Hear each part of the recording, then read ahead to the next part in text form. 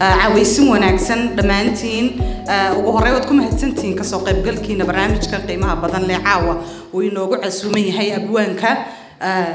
وهرين وحين كفران دونا آيادها قرآنك كريمكا وحين آخرنا يا رضوان سودو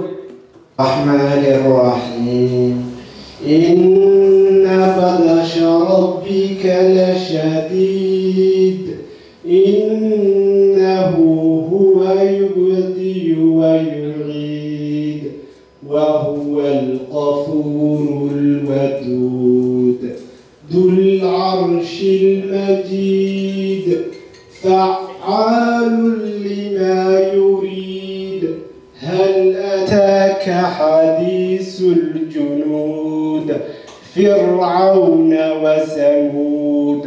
بل الذين كفروا في تكتيب والله من ورائهم محيط بل هو قرآن مجيد في لوح محفوظ صدق الله. بسم الله مركلة ugu horeyn aad baan idinku mahadnaqayaa marlabaadka waxaynu mahadnaqaynaa geeska oo aynu caawa marti u nahay runtii caawa mawduuca sida aad ka arkaysaan boardka mawduuca aynu ka hadli doono oo inoogu marti yahay abwaan xasan daahir ismaaciil weersame waxa weeyaan dhalinyarada iyo siyaasadda dhalinyarna waa loo badan yahay maasha Allah marka dhinacyo badan ayaa laga istaagi doonaa waxa weeyaan xiriirka ka dhaxeeya dhalinyarada iyo siyaasaddu marna iyada saameynaysa dhalinyaradii marna dhalinyaradu iyaga jaan goynaya oo waxa weeyaan qayb ka noqonaya siyaasadii marka labada dhinac baynu ka eegi doonaa waxa kale oo aynu eegi doonaa dhalinyarada shaqatagooga horumarkooga mustaqbalkooga noloshooda saameyn intee leeg ayay ku leedahay dawladnimadu amaba siyaasadda dalku saameyn intee leeg ayay ka qaadataa ama ku leedahay dhalinyarada mustaqbalkooga iyo horumarkooga ma saameyn taban bay ku leedahay ma saameyn togan bay ku leedahay siday u saameysaa siday adhaxda uga jabisaa riyooyinka siday u taageertaa oo ay u hirgelisaa dhalinyarada mustaqbalkooga inahaas ayaynu runtii caawa falanqayn doonaa balse ugu horeyn waxaan doonayaa inaan ku soo dhaweeyo Cabdalla Faatax oo ku hadli doona afka geeska oo aynu caawa marti u nahay Cabdalla Faatax soo dhaw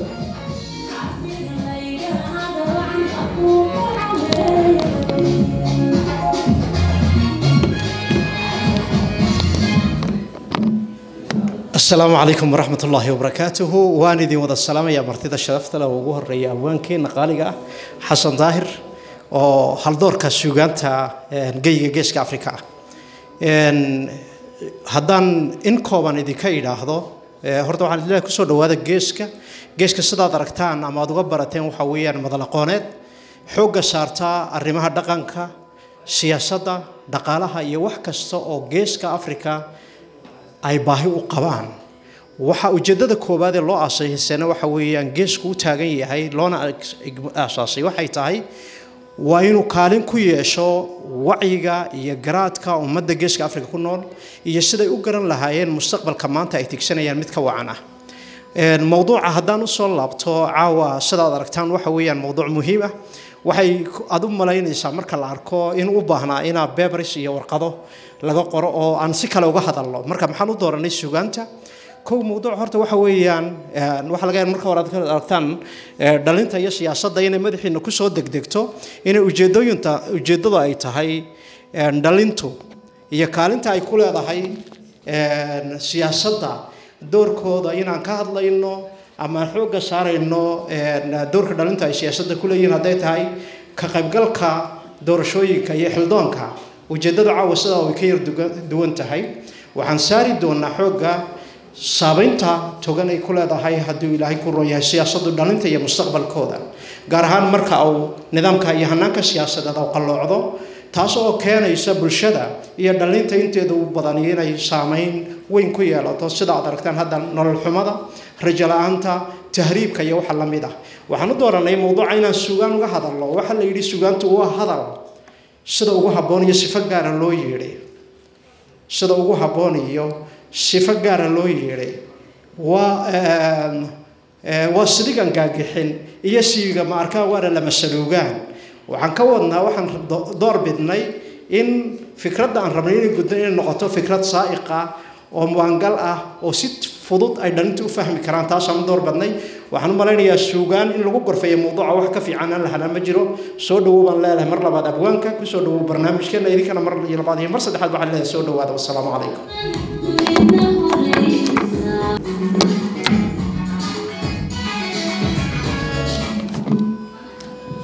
waa tahay toos baynu u gudageli doonaa barnaamijka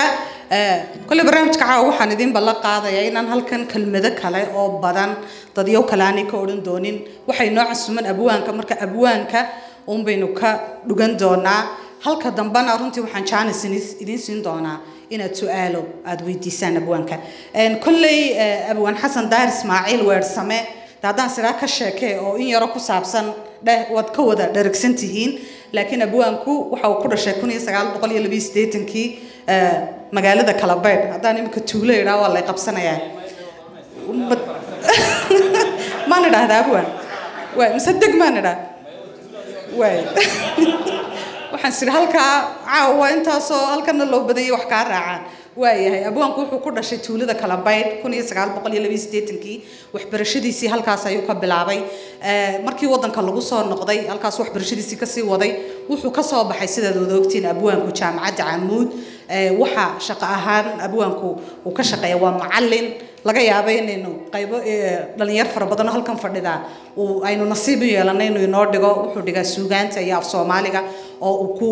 runtii ku heelan yahay suugaantiisa haddaan sidaa ka sheekay kullay lagama gayoonayo suugaantiisa wada garanaysaan gabayada caanka baxay ee runtii caawana tobigeena taabanaya waxa kamid ah gabayga Galileo oo runtii wada garanaysaan iyadoo muddo laga joogo xilligii maansada uu sameeyay abwaanku haddana waxa nasiib darro ah in mawduucaasi ilaa imika taagan yahay oo waqti xaadirkan aynu aragno dhalinyar badan oo badda runtii ku leedaysa xilliga uu tirinayna waa muddo ka hor ugu yaraan 10 sano ka hor maansadaas ka mid ah maansooyinka loo caan baxay uu leeyahay xabag barsheed gaalaan oo dhawaan uu tiriyay xagga heesaha haddaan sidaa ka sheekay wax weeyaan isaga abwaankaaba kale iloobaba heesiisa hadduu isiraahdo dib u tiray wax weeyaan heesihii caanka baxay xidigaha geeska waxaad ka xasuusataan maxaa la yiraahdaa hay raadsan bilcaan haddaynu eegno xagga mursal muuse xagga kalena la hasho hafar de halkaasuna haddaan sirada caaw dhan ka sheekay waan ka sheekeynaya suugaantiisa ka sokow abwaanku waxa kale uu caan ku yahay wad wada garanaysaan xasan inuu yahay mufakir in badan falanqeeya nolosha qaybaheeda kala duwan gaar ahaan siyaasadda waxyaabaha aanu aad u xiiseeyo in abwaanka runtii ku taageero waxa kamid ah inuu siyaasiyiinta si uu falanqeeyo oo uu runta ka sheego dadkana runta uga sheego iyaga laftirkoogana uu runta u sheego imikii haatanna abwaanku waa xildhibaan sad wada ogtiin musharax xildhibaan oo u sharaxan golaha baarlamaanka Jamhuuriyadda Soomaaliya marka abwaanku balaaray ma soo koobi karee ila soo dhaweeya Xasan Daahir Ismaaciil oo ku magac dheer weersan ala alihi wa sahbihi wa sallam si iska informal aan isaga hadlayaa muxuu ahaayay dhamaan restrictions ko dhan waan iska saarayaa horta mawduucan loogu talagalay inaan ka hadlo ee dhalinyarta iyo siyaasaddu waa mawduuc aan anigu aan la soo xana qaaday waayo siyaasadda waxaan ka hadlayay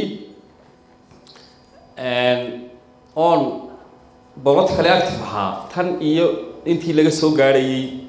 anigoo secondary-ga ku jira yaana isma oran maysid burburku waqtiyada qaar buu macaash leeyahay umad burburtay waa burburkeeda laga macaashaa miyaad samaysa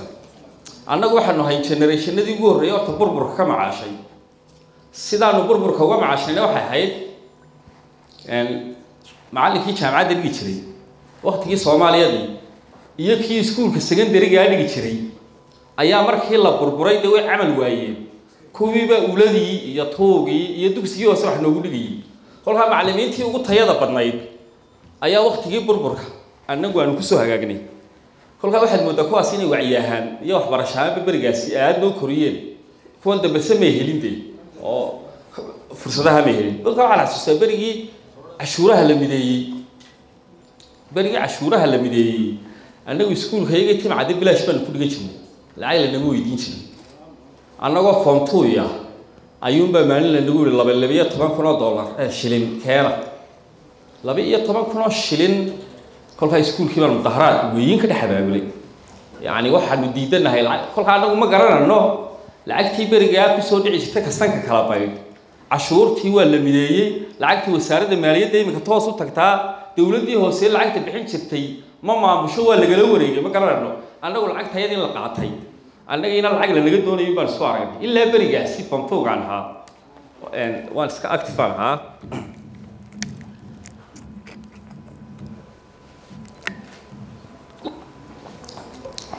kolka iskuulkaygu wala abaabulay waxaan xaq u leenahay inaan xal weynay xabaashiye ilka miyaan ku xaroodo hal ku dhagaasan soo yeedhiyay qarax baan ka keenay deetana waan soo rawaxiyay ilaa dawladdii hoose wuxuu baan dareemayay inaan anigu noloshayda wax ka bedeli karo xagga loo kaxaynayo siyaasadana waxa la yiraahdaa siyaasaddu ma aha ka fikirka doorashada soo socota siyaasaddu waa ka fikirka jiilka soo socda ma aha waxa laga fikirayo marka siyaasadda laga hadlayaa doorashada soo socotay iyo cidda helaysiya ma laakiin waa jiilka soo socda see way kaanayaan siyaasaddu iyada go'aamisa wax kastoo caawa nolosheena ka xun tallaabo kastoo caawa aynu ka cabananaa waa go'aan siyaasiya oo group inaga midi in xilli hore ay gaadheen ayuun baynu inagu maanta dhibanayaal u nahay haddaanay hargeysi biyo cadin siyaasad mar hore la gaadhay bay u qatay oo maanta haddii hargeysa wadadeedu xun tahay siyaasad la dejiyay mar hore ayay muxuu ahaayay oo cadilantay tallaabo kastoo imika aynu hibanano ama se wax kastoo aynu isleenahay muxuu ahaayay muxuu waxa saaw yahayna yani waa siyaasad imika inuu inankeenu taariibo oo uu tago oo bada maro oo inanteenu taariibto miyaynu san ahaan jirnay bay kula tahay qofka soomaaliga miyuu san ahaan jiray waxaad akhridaa buugga la yidhaahdo muxuu ahaayey buugga la yidhaa Prophetess Kamal miyuu ahay naagtii ingiriiska ayda qortay ayaa waxay meelaha hawdka kula kulmaysaa nin Soomaaliya oo Australian accent ku hadlaya ayaa iyagoo meel maray ku gaari ka xumaaday aan idin hagaajiyo gabadha Kanadiyaanka ee Nookliiska waxay naga qortay ninkani Baltimore buu baar ku hayn jiray ayuu ka shaqayn jiray intuu Baltimore tagay uu baar ka soo shaqaystay ayuu geel soo gashaday oo geel iska jirtaa uma baahnay inuu tahriibo halkiisa loo yahay inuu nolol ku helayo laakiin samaalintaad aaminto halkaaga in nolol ku heli weydo ayaad inaad muxuu ahaay baxsato ay danta ku bidaysaa waliba ma aha waxa gacanta aan lagu hayn waxa dadku ka yaacayay rajanti waxaan qofka u muuqan wadadii tan lagaga bixilaa wadada tan lagaga bixilaana imika tusaalahan gabaygan aad ka shaqeynaysaa la galiiliyo 2008 baan tiriyay 2008 imsa sanay naga xiga 2008 13 sanay imika naga xiga 13 ka sanay naga xiga barigaan amuud baa ka baxayay kuliyadii waxbarashada amuud ayaan bariga gabagabeynay 2008 todobiyo sanay naga xiga 8 soo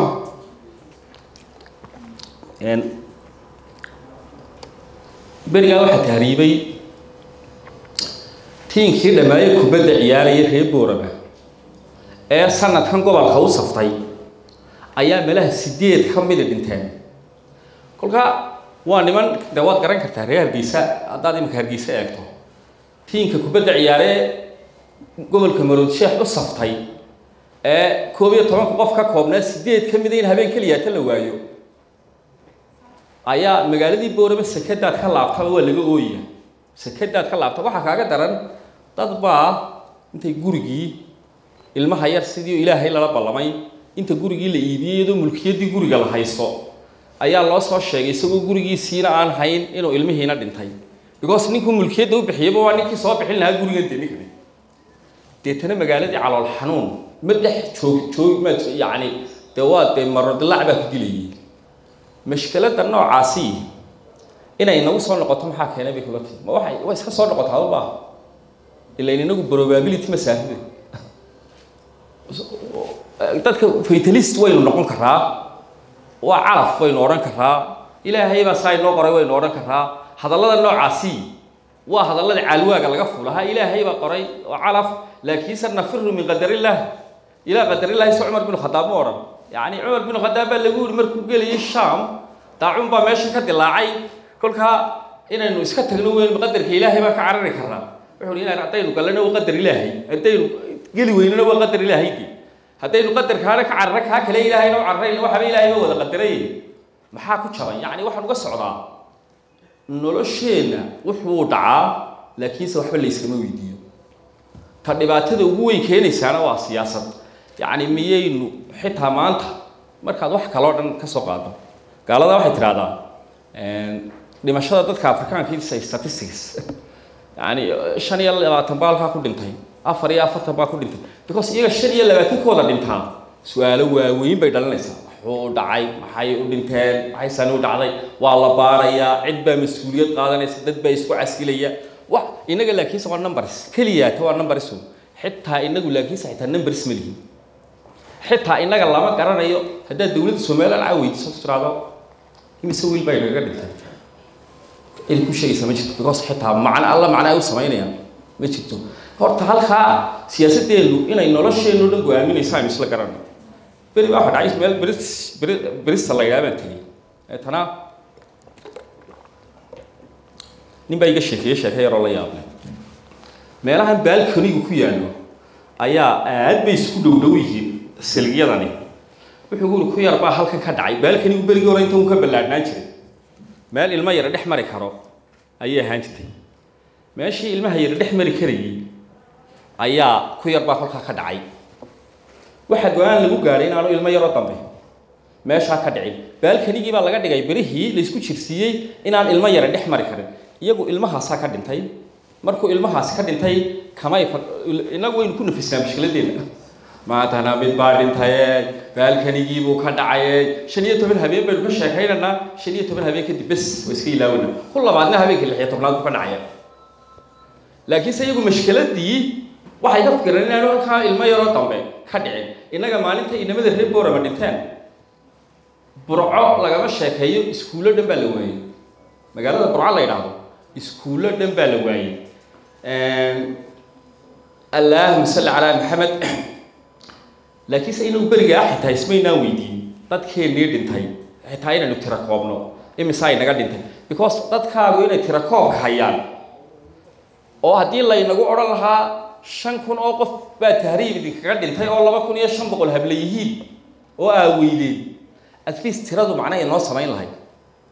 ترادو وحي نك حساب لهاي تدخل التهريب يا سنة كوبنا سنة كاين ولادني يعني مية هوس صعنا مسوي اسمه جنبي حتى إن حتى استاتستيكس هاين ولا تهريبهم بينهم نتهاي لمشروعنا معنا بدل إنه ما سمعنا اسمه حتى هذا فرصتين أنو كورليشن ما كان حيا مركز تو حسيلوني شفتو حسيلوني الدولي جا مركز تاي وطن كحد على تهريب هو يرى لا يقدر يكتل ميان وفرصة لبدي يكون يسديدي هدو يبيدم كده ليه جاي laga soo bilaabo doorashadii 2003 aynu galay ilaa aynu ka soo gaaranay 2010kii waxaynu ku jirnay carqalada siyaasiyeed ku jirnay xagga xisbiyada doorashooyinka waynu saysanay mudaaraada dhici jiray waa la dhiman jiray inay xasuusan baa suuragal oo yar-yaraydeen yani khalkhal badan oo siyaasiya ayaa jiray mar kasta oo khalkhalka siyaasiga farabato tahriibka iyo mashaakilaadkuna way bataan imika waqtigii dagaaladii laascaanood iyo bariga ka dhacay waxani yani quusta badatay dadku way quustaan waxaad soranaysaa muxuu haayay saad u sii noolaan bal isweydiinaysaa waxyaabaha noocaas oo dhammi baadhid buu baayay tahriibkuna waa mushkilad u baahan maasada waxa lagu macneeyay qoladan poetry translation centerka turjumay catastrophe bay ku macneeyeen waxa turjumay in la yiraahdo dhaljit nagra oo BTC da jooga maasad wuxuu bayay ka hadlaysay barigaas tahriibku suugaantayda oo kaliya kama tahriibku inuu yahay soo moogid waji cusub oo suugaanta Soomaalida ba ku cusub abwaankeenii hore tahriibka kama hadli jirin waayo wax noloshiisa ku jiri jiray ma way ahayn wax noloshiisa ku jiri jiray ninka Soomaaliga inuu tahriibo in badda toban la isku haysto halka la maro nolosheenii hore kuma jiri jirin waayo waxaynu hayn dad degan oo dal leh oo baad soo leh oo meel ay ku soo noqdaan leh oo intay shaqo tagaan soo noqdo baynu hayn laakiin se imika waxaynu nahay dad baseless aynu nahay oo yacni yaacaya oo aaminay inaanay yacni iskoodu noolaan karin waa arrin dhan oo psychological ma aha arrintu dhaqaale keliya kuma yacni is ahaanshaheena arrin qusayso weeyaan yacni innaga laftigeenu sawirka aynu nolosheena ka haysanno qayb ka mida weeyaan oo psychological waan xasuusnahay ablooyinka malaha ma yeelaan berigaas ma heesaha caadiga la tiriyo kolley dhaxyeelay nin dhoof ka yimo dhaqaale sita dhufays ku jireen dhankiisa armaad soo dhorata yacni ka soo degay inay la turaacdo laftigeeda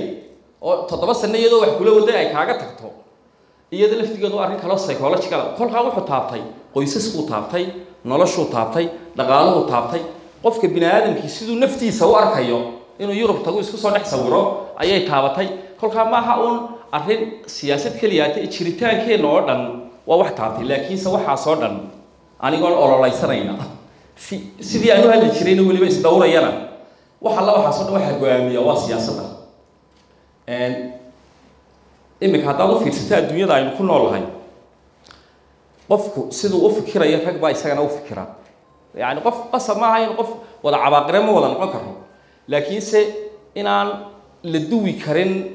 dhalinta kuu kacaysa oo ay la xisaabtami karaan cidda maamulaysa waa waxa dawladdu ka shaqayso dawladdu maxay ka shaqaysaa maxaa dadka wacyigooda siyaasiga loo koriyaa waa inuu siyaasiga la xisaabtamo Soomaaliya haddaanad adigu berigiiba ina cigaal wuxuu yidhi allah u naxariistay doorashooyinka iyo waxaan aynu gelinay berigii aynu gelinay muxuu ahaayey ka soo guuranay berigaynu ka soo guuranay soo qabo habeeleedka wax la istooranayay ayaa wuxuu yidhi in awoodda lagu soo celiyo gacanta shacabka oo adigu aad noqoto qofka go'aaminaya ka hogaaminaya ciddii go'aaminaysa inaad noqotaa waxay u baahan tahay wacyi siyaasi inaad adigu fahamsan tahay haddii kale waxaad haysataa awood غير العادية oo adiguna aanad fahamsanayn taasi waxay noqonaysaa waxa dhow adiga lagu abuse karayo imika maxay siyaasiyiinta ka wada hadalaa siyaasigu dantiisu naga hadlaatay dooro halkan mari adu maxaad kala hadashay isaga markaad isku timaadaan maxaad ku tiraahdaa maxaad weydiisan waxay u badan tahay inay waxba weydiin waxba inagu weydiisano cashuur baad iga qaataa cashuurtaada ma weydiisan haddaan su'aal yar oo gaaban ku weydiiyo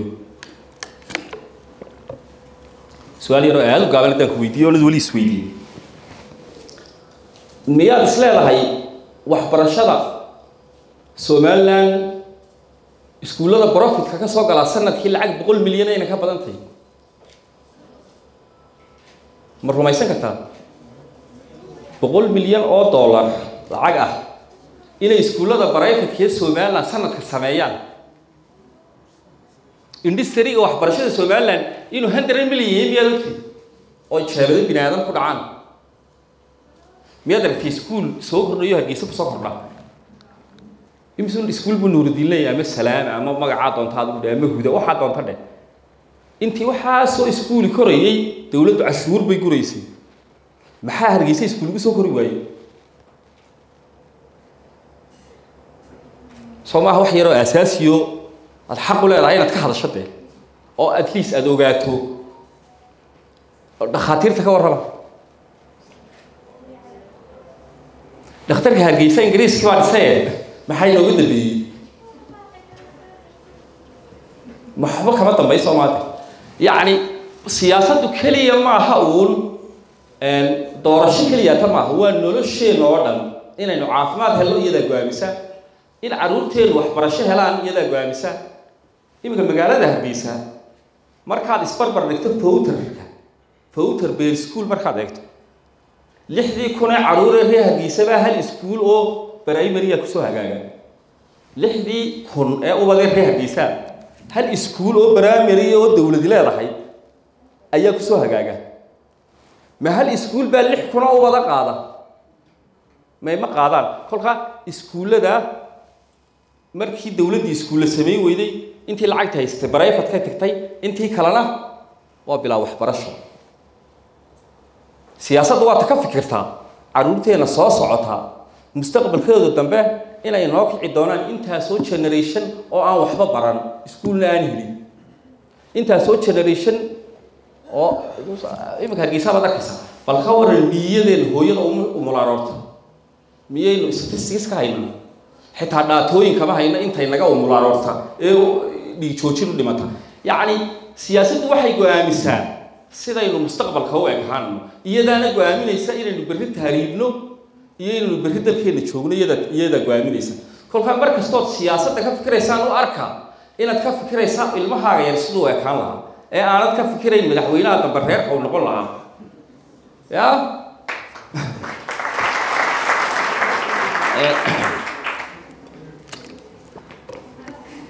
muxuu ahaayee waxaan ka hadli doonaa markaa maasooyinkaasi berigii hore waxaynu odhan jirnay allahayow dhoof kuu dhib badeeyey dhulkaygaan dhara kaaga sugaya allahayow dhoof waa dhib badanyey dhulkaygaan dhara kaaga sugayaa baynu odhan jirnay iminka sidaa sida ka duwan ayaynu nidhahan anigu gabayga in baan ka dareerin inta kalena waan idiin dhaafi doonaa meelahaas ku jira isagood ka heli doontaan gabayadayda kale ee uu ku jiro tahriibna iyagana muxuu ahaaye qaar baan taataaban doonaa maasida galiiliya la odhan jiray hadalkaan idinku beliyey kale waxay ka bilaabi jirtay ifkayga gushiisu hawlta ogow galab noolba waa shil ma oge taladii uu goostay ma oga gurigay furayso galiilyada moog dambaysa naftana hunguraa garqaada cakuyo damacaa ku guura haddana godobtiyo lurkeeda gafkiyo ceebtiyo xunkeeda ogow garashaa u qooman wadkana gemaskii ma iisho gaashaan celiyaa ma baajo ishaa gabadheed ma daaho qofnaba gabalkii ma waaro waxaan huba geeri kowdhe tani yaani woo gurguurtaa ilaa maantoon gadhleeyay wargeediyo ooy qooma gadaafo wacaalo xambaarsan dhegtaydu maxay guddoontay intaan tabaygaan la waayey maxaad murugada la goohay barbaartii iga gablooshay kuwaan guruxyada u beelay kolkaan godobtooda raadshay gunaad iyo ciil gadhoore miyaan gocashada ku qoomay badgowliya gacanka xeebta miyaan goodiyey guhaaji kolka anugu maasadan fikirkeedu wuxuu igu dhashay 2006 ayaa sawirkaan helay sawirka sidaan ku helay waxay ahayd BBC aan dhegeysanayay BBC waxaa laga waraystay nin Yurub joogay gabadhiisii tahriibtay Liibiya doon ka raacday kolkaa markay Liibiya doon ka raacday waliba oorna inay lahayd ma filayaa waad sixi kartaan barnaamijkii dib aad ugu noqon kartaan meydkeedii waxaa laga helay xeebaha Tunisia laga helay markay doonidu gadoontay yani sawir baa kolkiiba ay hormaray yani ilaa inagu aqli ma leeyahay wax fara badan oo aqli leeyahay nool soo ma hada deetana waxaan isweydiiyey marka xawayaankii bad arkayaan yani bini aadamkii uu karaamada badnaa oo waliba kuyoodii ugu nuglaa ay biyuhu sidaan hooyo kolka doonida laba wada la saaraatay labadii ubadka ahaa muxuu ahaaye taaglaanta xilligaas imanaysa markaad halkeeda isdhigto dooni dhacday hooyo ubad sidata yani barri baa geed la qabsadalade meel alla meel la qabsadaa ma jirto wax alla waxa ilmaheedu qaban kartaa aanu jirin xaaladda noocaas halka markaas dhigto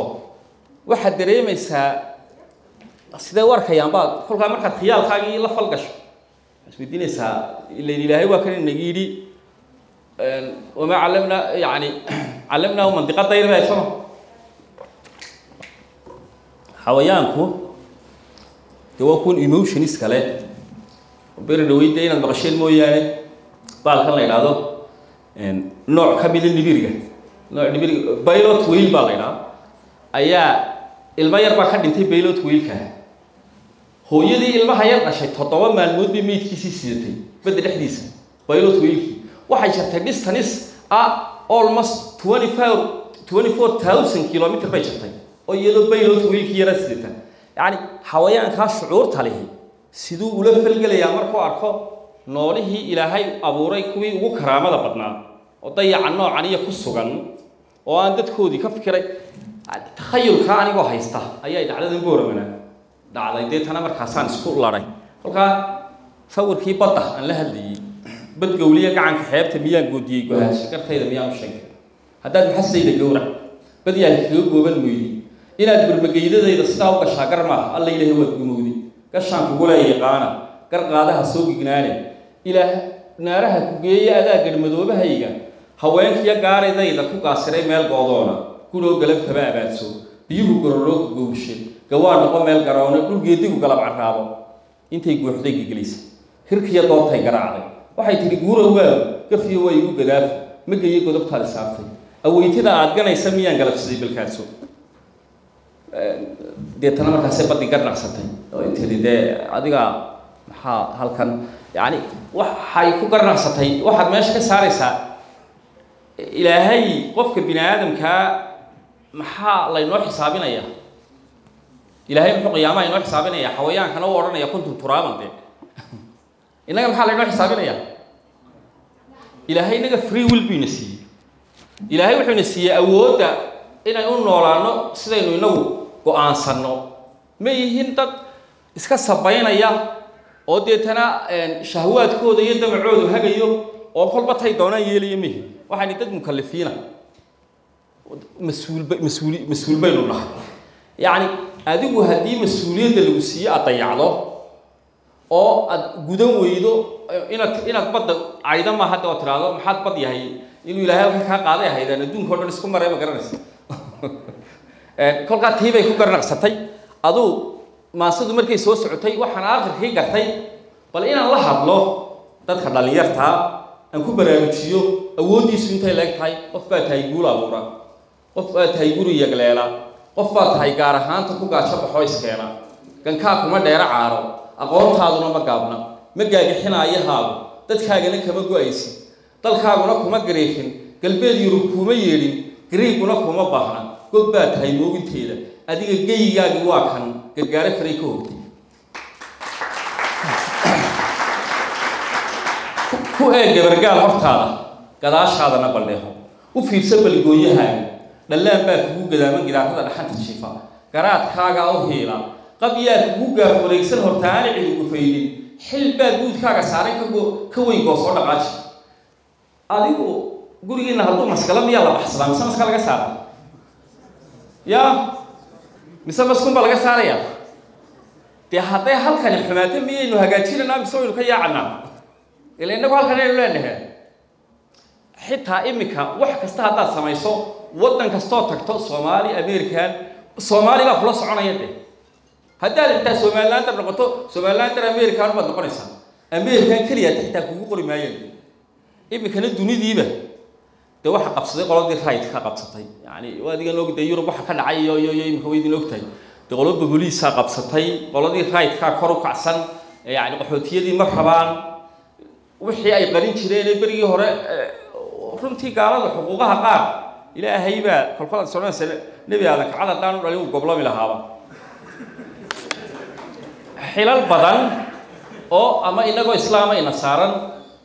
ayaad moodaa qaxooti meel joogay raashin yar u keenaan qof tahriibaya intay qabtaan waddankooda dejiyaan wax way qabtaan laakiinse dadkoodiibaa iminka u arkay in iyaga noloshoodii ciriiri la geliyey qaxooti ma qaataan xuquuqihii kale iyaga iska daa hadalkoodii waxa iyagaba sida dadkii waalwaala inagaba inoo hagayaan baa iyagaba kuwa waalwaalani baa dee taraan baa haga oo kusoo noqday oo wuxuu doona idhaahda haddii aad doonaysaan dadku inay iyagu wax noqdaan haddaad maanta u baahan tahay inaad eegtana dee iiraan una eeg iiraan waxa cunaqabatayni saaran tahay in ka badan malaha 40 sannadood waxa la waxay hub isticmaalaysaa waxa weeye waa genius weeyaan oo iyada dhulkeeda ayay ku dhex samaysaa iyadoo weliba xitaa qalabka dhismaha iyo biraha iyo intaasoo shay oo kale cunaqabatayni ka saaran laakiinse iminka iiraan waa waddanka dhowr iyo soddonaad ee research paperska ugu badan dunida soo saaray ku jirta ayay ka mid tahay cilmi baadhis ah yacni hadday dadkaagu wax noqdaan waddankaagu waxbuu noqonaya hadday dadkaagu waxba noqon waayaan waddankaaguna waxba ma noqonayo kolkaa xitaa carruurteenna yarsa u ekaan doontaa sida fikirka maanta aynu qaadano ayuunbay ku xidhnaanaysaa iyo tallaabada aynu maanta qaadano iyo qorshaha maanta aynu yeelano waxaa kaloo jira gabay kale 2007 aan tiriyey waxaa ku jiray 7 qaar 10 jira tiigu dhaliyay maydkoodu wuxuu teedsan yahay tan iyo siilan yani dadkeenii tahriibay baa maydkoodii ilaa tan iyo siilan uu taxan yahay maasooyinka faraha badan leh noocaasiyo tahriibku xitaa waxaa ku jirtay haddii aan tahriibi lahaa mid kale jirta oran jiraa wasiirtay xidhan baa dhaantada iyo tumi lahaa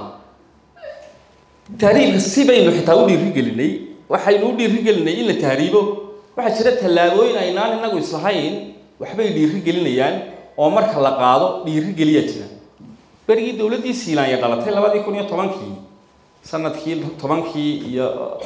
11kii iyo 12kii waxa filay horta qurba joog fara badan baa xilal loo magacaabay qurba joogta faraha badan la xilalka loo magacaabay xaflado waaweyn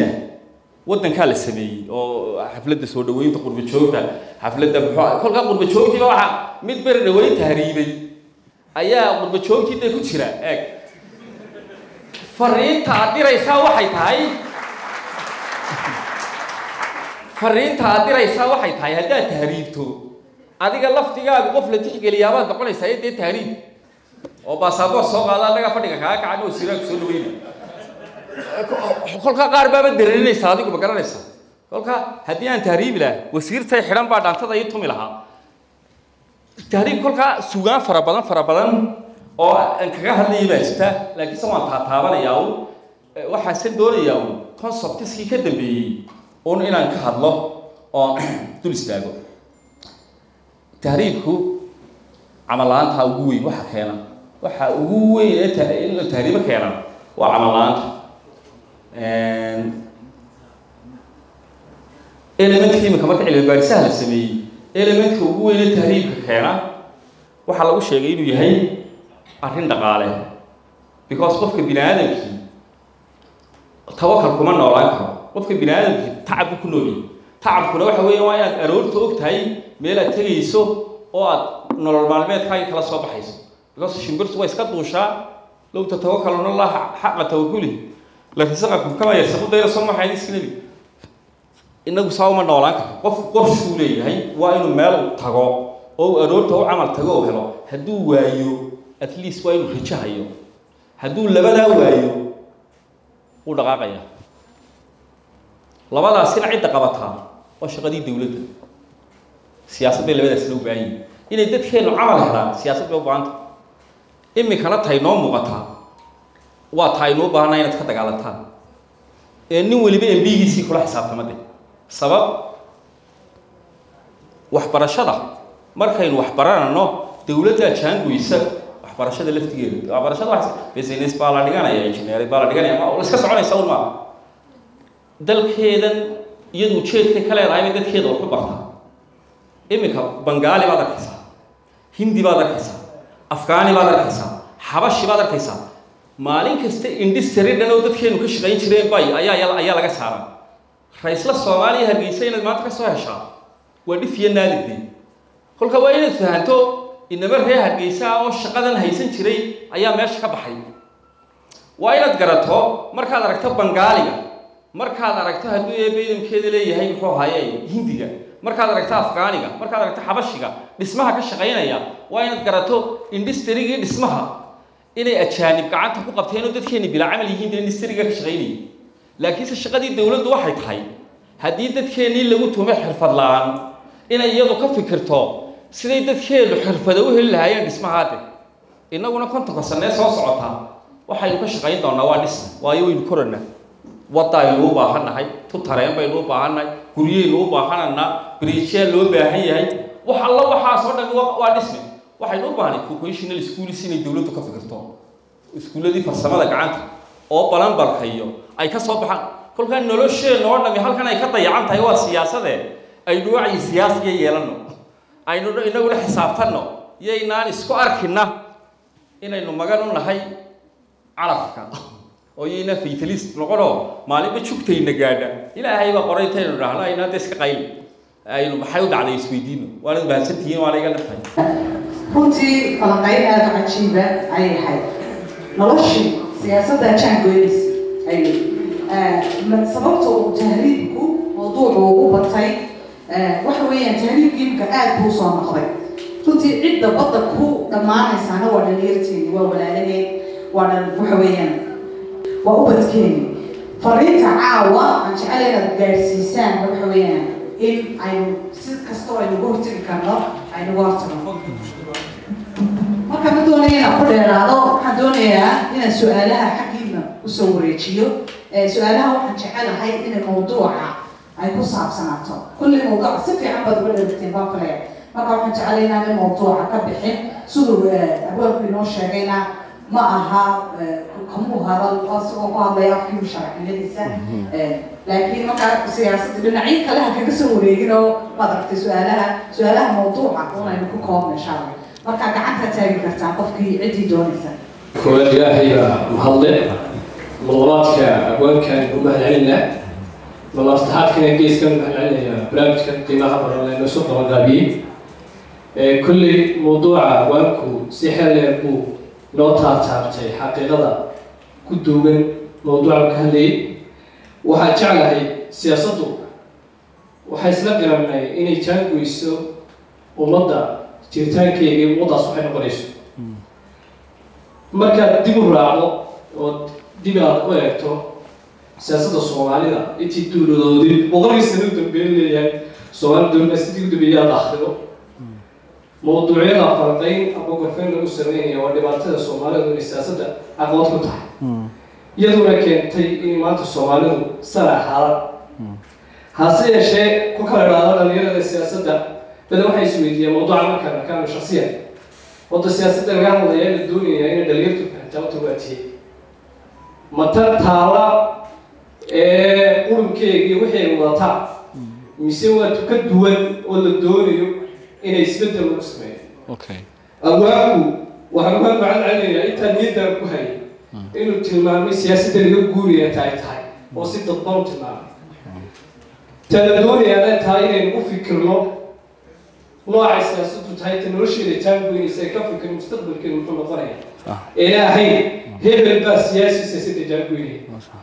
أبو روح بيدين مركع سياسة بدون مركع تاي تنرشي لتنبوي سيقيا كالدو واحد وطان وطي تاي وشيء لما أنت وعي وأكو كارسين إنه أرأيته مستقبل كصوص عمنا أرأيته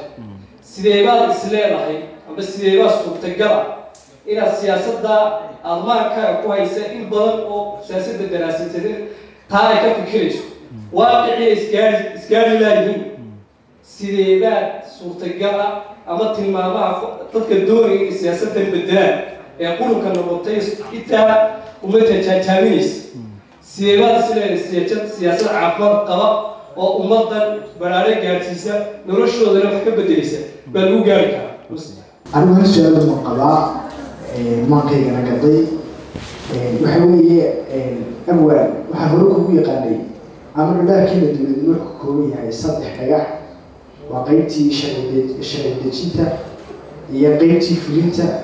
يقيتي كلام محكمة لها سيدا هو يقلي وسيرده برشة يقيتهم وحبرشة ود كتيرتي يمكن هذا كان كيسان المطلع وحادث عطاء إن تقوليه شرعي دجيتها كقيد نقطه marka su'aashu waxa weeye adiga abwaanaha maxaa kaaga qorshaysan siyaasadda si gaar ah loo dhalinyarada oo siyaasadda hore u naqaanay linear ku socotay halka wadon lahayd maxaad ka beddelaysaa maadaama mulkii fulidan ku soo jirtay oo aad u saddex qayb ka ahay imika aad halka u socoto marka adiga objective ku taariikh maxaad ka beddelaysaa bilaad tawfiiq لو يصير هي بركاسين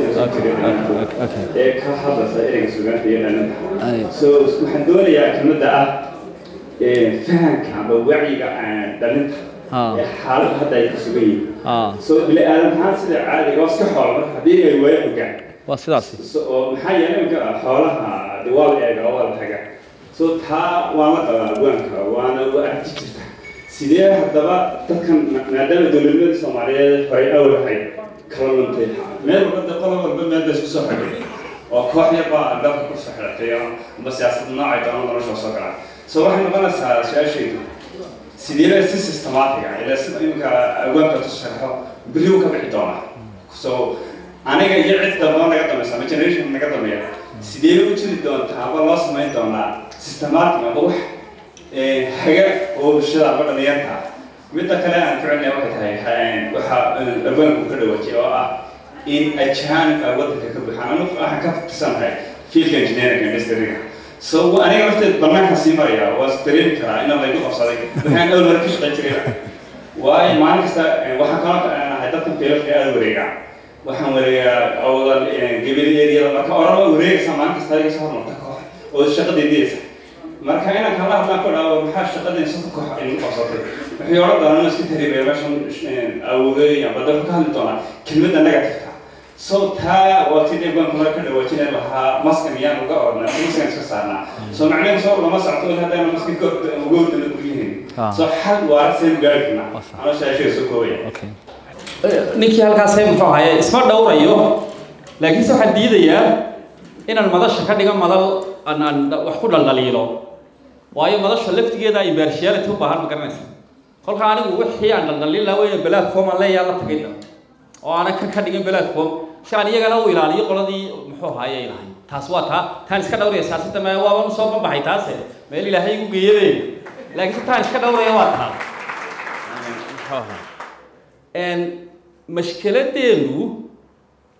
mashkiladeenu waxay u baahan tahay aqoon fara badan oo aan abwaan kaliya ku xidhnayn laakiin waxay u baahan tahay inaynu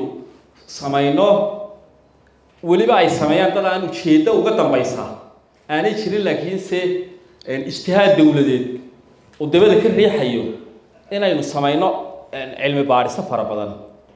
cilmi baarisaha faraha badan leh waayo mushkiladeena iminka kuma ogaan karo qof maleeyay iyo qof tuhunuuna kuma ogaan karo tusaale ahaan bir dhawid waxa dhacay jaadan master statistics aan diyaarinay deetana inaan baa wuxuu cilmi baaris ka sameeyay magaalada Hargeysa markaad ku aragto jam meel ka dhacay ayaa wuxuu ogaaday almost 7-8 junction oo kamid ah magaalada Hargeysa iskuusyadeeda ayuu jamkaasi laba kamid ah ama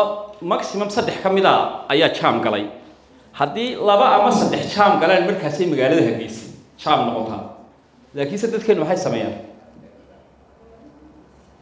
magaaladani baabuurtii baa ku badatay lama kala soconayo waa la isifaaw waa la isharaabaw laakiin si mushkiladda wixii lagu xalin lahaa marka la ogaado halka waxaas ka dhacayaan sidii loo kala wadi lahaa ayuun bay ahayd kolka iminka mushkilad kasta oo ina haysata horta waa inaynu baadhno mushkiladda waxa keena markaynu ogaano mushkiladda waxa keena ayaa baynu deetana halkeediina ka fikri doona laakiin se mushkiladda ayna wali ogaan wixii keenayay halkeedii kama fikri karo yani taan uga socdaa waxa weeye waxaynu u baahanahay horta niyo nolosheena inaynu daraasayno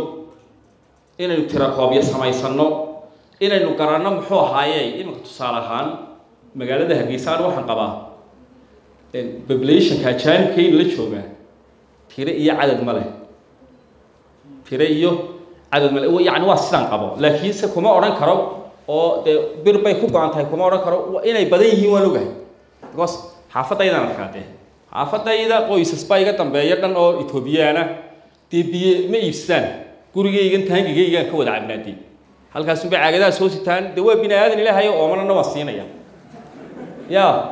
qof haraadan kuma oran kartid ku waraabin maayo wuxuu doonaa ahaado laakiin se waa qof xurmo leh oo karaamaysan oo shahaadanaya oo muslina oo ilaahay abuuray garanaysa oo lamida kaaga adiga tahriibaya laakiin se maxay nooga yaalaan maxay noo qorshaa waa population boqoliyo waxa 3 milyan inaguna 6 milyan baynu nahay hadaynu ugu badano halkaas oo kaliya tama joogaan waxay joogaan Allahumma salli ala Muhammad imika galbeedka Soomaaliland beeraha nimba gurigii beertii qorigeedii isaga haysta isaga beerta qorigeediina isaga haysta naagna uu ku dhex qabaa orama kii meeshan lahaana uga tagay ninkaas isaga qorigii haysta isaga beerta wax ka soo saara intuu doono ka siiyaa halkana isaga ku tarma ilmaha yari berri toole xuquuq u yeelanaya waa ilma berri toole afta ku kala bixi mayno isku afbayno noqonana maxay nooga yaalaan ilaa ilmaha nolosheenu maanta uu ma maxay berri yani berri maxay noo qorshaysan ka injineerkii waa saasa la mid ah yani kolka meesha waxa muuqata inagu inta inoo muuqatay dawaahirta mooyaan wax inta inooga hooseeya inaanay jirin kolka imika ujeedada aynu leenahay waxa inay noqoto war xagaynu ku soconaa 10 sano kadib saynu eekaanana 10 sano ka hor sano ma inaan eekayn imika 10 sano kadib ama 20 sano kadib sidaynu eekaanana populationadan aynu isu furannay adduunyada ma lihiin cid kale inoo iman taasoo nacasnimo laakiinse ma jira meel ilaahay abuuray oo aan la kala lahayn de ma jirto inuu Itoobiya markaan tagayo anoo Soomaaliya beertii awowga halka juuqda ku taalo ayuu ninka yimi qabri dahare ii diiday Soomaaliya sharci baan wadankii ku geliya aduu sharci maxaa ku diiday miyaynu dhaata ka haynaa yani maalinlaynta ku soo gasha kolka waxaynu u baahanahay nolosheennan oo dhan inta muuqata ma war inta aan muuqan aynu wax iska weydiino markaynaan inta aan muuqanayn wax iska weydiino deetana qorshaan ka yeelano wax kastoo soo kordhaa ama mid taban buu noqonaya ama mid togan buu noqonaya waxa laga yaabaa inuu mid wax ku dhigayaana ku yimaado waxana laga yaabaa mid shaqada ka saarayaana inuu yimaado bibnaadankuna uu iswada gelayaan haddii laakiin dadkeena xirfad ahaan aynaan korin lama jaan qaadi karaan dadiyowga geeska ka soo imika macallimiintii adiga arkay xaafadda inantayada yar imika muxuu ahaayay xaafadda ilmaha ku yaroon abti wahay waxa wax u dhiga naag sujuud Kenyaatiya ilmaha yarna qofka macallinka wax la soo baray uu garanaya riskiga ku jiro riskiga ugu weyn waxa weeyaan waxa jira xilli la yiraahdo critical period ilmuhu dhowr critical period buu ilmuhu maraa mar baa jira critical period language ko kaliya taa yani waxa jira xilli ilmaha yar waxa ugu weyn u baahan yahay inuu afka yahay inuu barto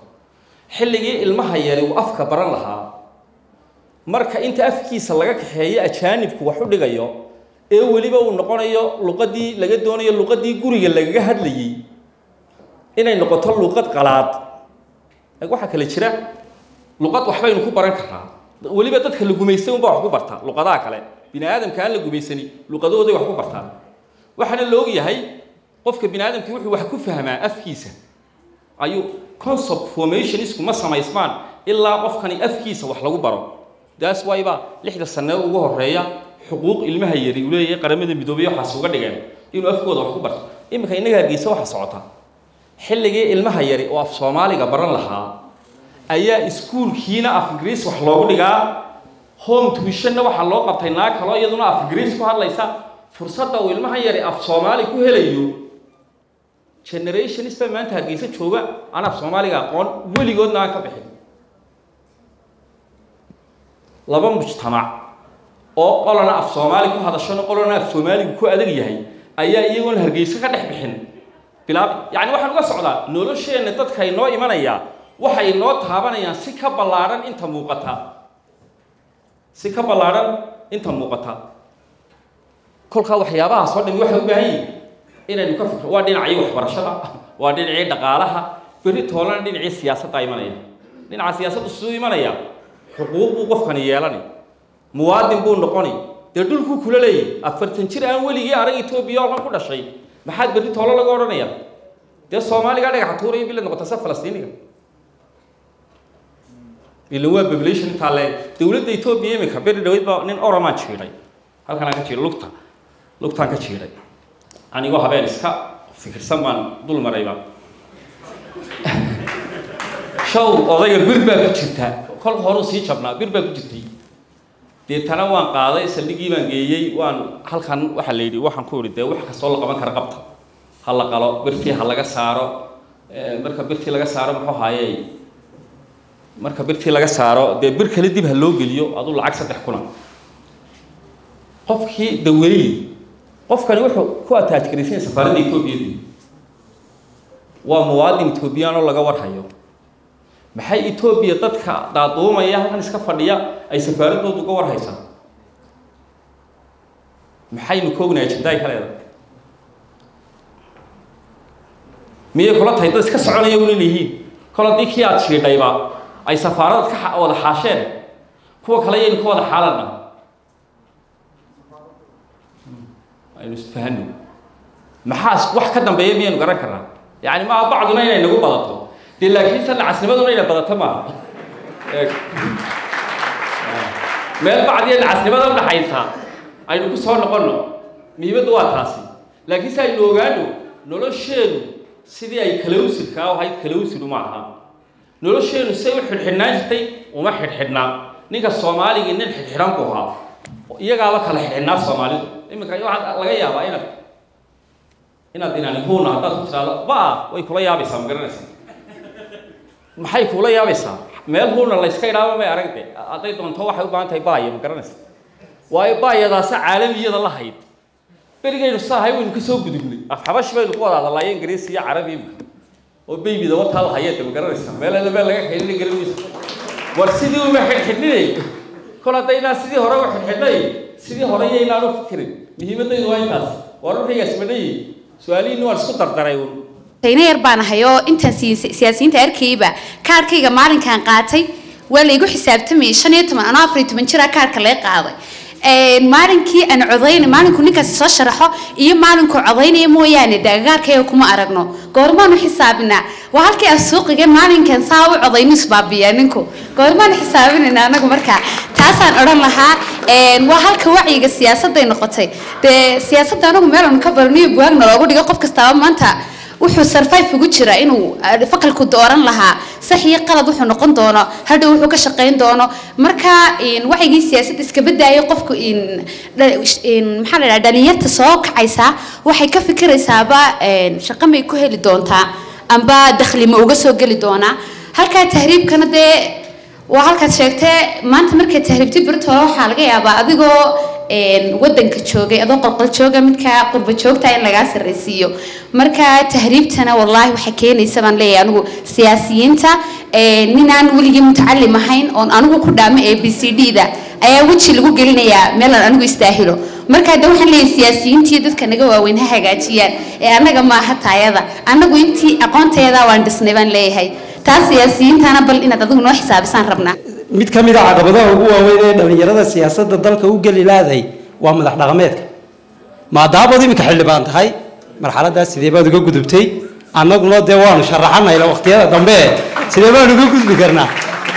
aad baad mahadsantihiin markii waxa u socota halkan golaha wakiilada u socota waad geli doontaa insha allah laakiin koox baad ka tirsanayd dee qaladka sheegto weliba mimbar waxaad u sarreysay oo waxtee qaladka farta ku fiiqda kooxdii miyaad halkii nagaga tegaysaa aad naga baxaysaa mise waan kugu xisaabtamanaa waayo qaar horaa markii meeshaa galeen bay yidhaahdeen qaar horaa markii meeshaa galeen ku xisaabtamay bay nagaga baxeen oo weliba maalintan meelaha faraha ka yar taagtaagna iyaga lala soo hadla halkudhaa kuwiini yaraa maxay leeyihin marka maxaa nooga kaa ballana tiim ka joogaan way u badan yihiin tiimkeennii waan kula maragsanaya weliba waxbarashada wax fara badan baa iga qorshaysan muxuu ahaayey waa fiil wax fara badan ku soo jiray waxaan garanayaa weliba waxaan hayaa shaqadayda ugu badanna ahayd iminka 6 sano ugu dambeeyay Soomaaliland xogteeda oo dhan baan hayaa qaybta san shaqeynaya xogta dhaatada waxbarashada Soomaaliland Educational muxuu ahaayey data center-ka يعني wax madax xanuun ah oo u baahan shuruuc fara badan baa jira taasi way iga go'antay waxa kale oo iga go'an oo doonaya xeerka ugu horeeya samayn doono ama aan ku dadaalaya waa xeerka ninka la doorto xisaabiye kaysaga MB-ga ma jiro imika MB-geena xeer xisaabiya hadduu laaluush qaato xeer qabtaa ma jiro hadduu muxuu ahaayey conflict of interest hadduu sameeyo ma jiro xeer qabtaa nimaan isagu xeer lahayn isagu dadka kale xeer uma samayn karo meel taagay dhigtana kaasina waan ku dadaalaya tooranaysa ciidankaagii waa nooc ciidankaygii anu waan ka mid ahaanaya ta kale anigu uma baahni shalay maanta bade aniga tudciyadaydii baa shalay maanta hade wax kastoon qalad siraada anigu gabay aan dhiba yaala kolka ama anigu ina naarta ku gala ama jannada ku gala anigu soo tala galay taasaan ilaahay ku soo tala saartay may fahmi taasina waa taa xasankii horun baan ku ahaan ina waayimaysi kolka horena iska hambal baan anigu ahaa darajaduna waxba igama bedelayso oo anu background tasawuf baan leeyahay tasawuf baa background ah oo naftayda anoo yar baa la soo tarbiyadeeyay laakiin se bashar baan mar kasta indha bashar igu soo eegin indha malag waan qaldamaya laakiin se waxaan diyaar kuula ahay markaan qaldanahay inaad qaban karto oo intaad hesho adigu qancin karto inaan qaldanahay aan kula qaadanayo wixii qaladana daan raali gelinayo ee aanan qoorta taagay aanan kibrayna laakiin se waxaan ahaanayaa nin halabuura oo sidii activist-ka u ahaa uu doonayo maadaama gabaygiisii imisaa soo gabiyeeyay doon lahaa waxana la bedelo markaan arkay imika waan weynaaday waxa soo gaaray dambiyaad hadli una doordo bedelbi dam xujo ka weyn baa jirta ilan hadli meesduuna aad bedel haday marayso xujo ka weyni ma jirto waxay noqotay arrinta madax dhaqameedada arrinta madax dhaqameedada waa dhib laakiin maxaa dhibta keenay dhibta waxa keenaya Somaliland say wax loo doortay imika Somaliland constituency la yiraahdo ma jiro constituency jilibkiina kuwa imika aniga waxa la oranayaa gobolka Maroodijeex laga dooranayo way ilaalkeed filaysa waxa weeyaan la dilo hoosteedii ilaa Dacarbur inta u dhaxaysa qof kastoon isku haybnayn walka ka ridal doonay iyo inta kale aan dila hayb tahay yaan accountable ahay imika haduu biyo beela ka dilo hoosteeda yaala waa qof halka kaaga codeeyay haduu biyo beela ka xiraawr joogaana aduu ku codeeyay haduu biyo beela ku Dacarbur qofteedii joogaana aduu ku codeeyay kulka constituency cayimani ma jiro laakiin waxa ahayd in la sameeyo constituency oo anigu aan noqdo MP oo cararaya xaafadda xiraawr deetana xaafadda xiraawr waxay noqonaysay inaan xafiis ku dhex sameeysto deetana xafiiskayga la iga dhaxelo dadka reer xiraawr ee cabanaya ay deetana maalinta qasabada biyuhu ka goodaaniga yimaadaan deetana aniguna dawladda aan u tagay oo dhacdo xaafadaydu way bilaabiyay laakiin se imika xaafadaha Hargeysaado dhan waa inaan biyo la'aanteeda ilaa xaafad kasta qof ay iga codayna haba yaraadee de ka oo man qiyaamaan u saareen Soomaa ilaa anu guyuga istaagay maalintii kolka sababtan keenaysa madax dhaqameedka waxaan la sameeyay sharcigi sameeyay la constituency-ga laakiin haddii constituency la sameeyay lahaa uma baahdeen caawayna beeshaydii ku noqdade caawa xiraawr baan ka dhex hololaysan lahaa xiraawr baan raga ku kala dhaxadkaan lahayn oo la halka 15 sanaal isku duruuf bayno ay kamel guureeyay laakiin se imika waxa la igu xiray dadyow yaani kala filsan in la yiri codad kala duwan u doono oo deetana odayaro dhaqameed oo in yar haysta ayaad habeen oo la dil garaynaysa oo waliba hadhow toolana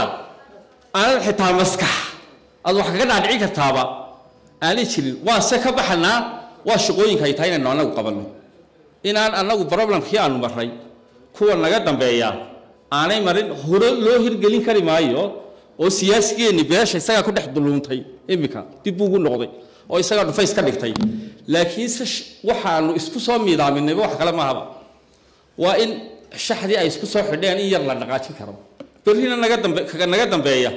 ayaa isaguna in dhaqaajin kara laakiin waa in la helo qaabka constituency-ga waa in la helo constituency-gaasina wuxuu u baahan yahay in tira koob aynu samayno degmo doorashooyin